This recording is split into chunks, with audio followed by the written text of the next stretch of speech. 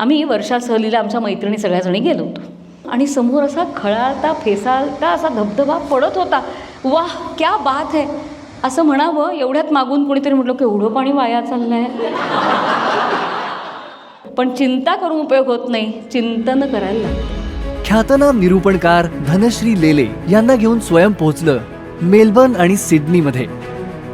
Justice delayed is justice denied. तसंच आनंदाचं आहे. आनंद डिले केला की तो मिळत नाही. आनंद हा आपल्या जीवनाचा गाभा आहे हे मी म्हणत नाही आहे, तर आपल्या उपनिषदांनी हे म्हटलं आहे.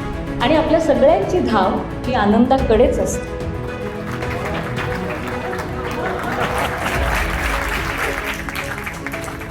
असे विचार मेलबर्नमध्ये ऐकायला मिळणे आणि प्रत्यक्ष ऐकायला मिळणे हे एक भाग्य आहे मला असं वाटतं. नेहमीप्रमाणे धनश्री ताईंना ऐकणे म्हणजे ही खूप मोठी पर्वणीच असते. धनश्री ताईंना फक्त ऐकत राहावं. स्वतःपेक्षा इतरांना आनंद देणाऱ्या ध्येय वेड्यांच्या गोष्टी ऑडिओ व्हिज्युअल स्वरूपात. खुद की संतान के लिए तो जानवर भी कुर्बानी दे देते हैं. सच्चा मानव तो वही कहलाता है जो दूसरों के लिए अपना जीवन समर्पित कर दे. खूपच छान आहे.